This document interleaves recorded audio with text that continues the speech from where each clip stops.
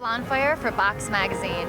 And I know probably in your set, your song Where the Kids Are will be included. A big hit for you guys. Yeah. When I first heard it, I actually thought it was metric. Oh, really? Have you guys heard that before? Yeah, I have actually, and I mean that's a great. I love metric, so that's cool for me. I think that I don't think we sound exactly like them, but I think that I'm flattered if people think it sounds like metric. I think it was that one song because I've heard Waves, totally different. Yeah. But it's interesting because you guys are a newer band starting out, getting a lot of exposure. But I'm sure you hear a lot of comparisons. So are there any that are totally weird and off the mark for you?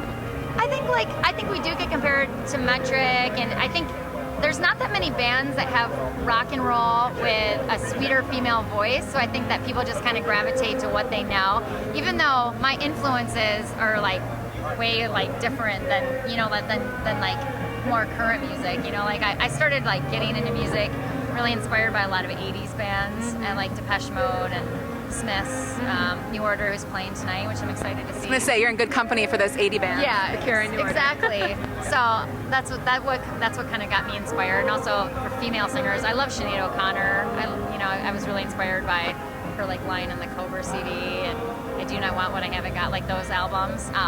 So I kind of draw from older stuff. But I think just as a female singer, maybe having rock and the sweeter voice, maybe I think that people kind of relate it more maybe to metric because that's what they're familiar with. I used to get the Cardigans a lot too. Oh, I can see Nina in person a lot in your voice. Which I love her, so I'm flattered that people think that. So yeah. So this band is made up of you and your brother, which I find always interesting when siblings work together, but especially brother sister. So when did that sort of conversation get started, and why did you guys choose to work together?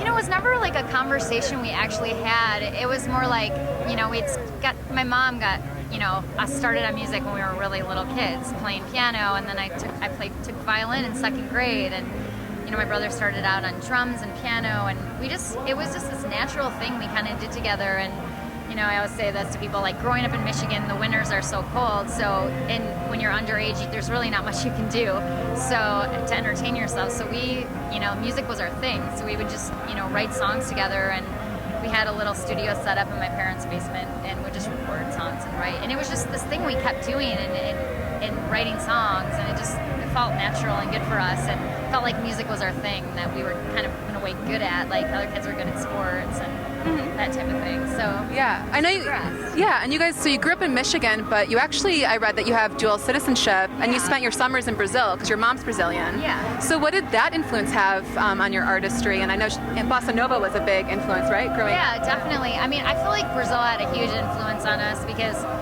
Michigan was a great place to grow up, but having that experience of going to another world, a completely different culture from Michigan. I mean, we went to the north of Brazil, a city on a tributary of the Amazon. So it was a big city, but it was also very wild and very free compared to the Michigan vibe I had. So just seeing that as a young person, and this whole other world existed outside of that, and being able to also go to shows, go see live music and be underage, which you really couldn't do in Michigan.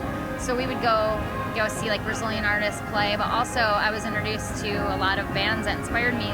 We would go dancing, and I could get into clubs being young, and they would play Depeche Mode and Pet Shop Boys, who I love, and those kind of bands. So that kind of I don't know, that kind of stayed with me. That kind of it was kind of special as a young person to be able to go out and go dancing and yeah. Well, speaking of dancing, I know your first band name was Astaire. Yes. Has that any correlation with your love of dance? Definitely. Yeah. Well, we picked that name exactly because our music was kind of danceable pop a little bit, and it just felt like it was who we are. Yeah. And then actually exploring more into the history of Fred Astaire, he actually performed on vaudeville with his sister. So when we found that out, we were like, this is perfect. But Fred Astaire's widow didn't really like it too much, unfortunately. Oh, is that the reason why you changed it? Yeah. So we had to change the name, and at the time it was pretty we were devastated, but after renaming the band, I feel like we're Blondfire now. It's funny. Yeah, it's a pretty hot name. Right. It's very evocative. It has some girth behind it. So good.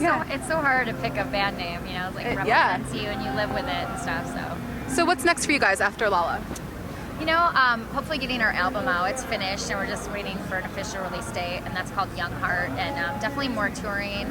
We are trying to finalize the fall tour, and I know we're submitted for a few things which haven't come into. We're not, it's not finalized, so we're just waiting to see who we're going out with. And I also just did a co-write, which I think there was a press release today, so I think it's happening. I wrote with my brother and I wrote with. Do you know Avicii?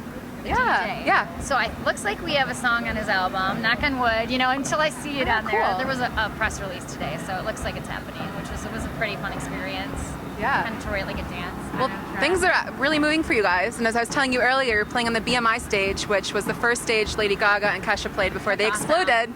So I feel good things coming for you. Thank you. Positive vibes. Yeah. Well, thanks for talking with us today. Thank you so much.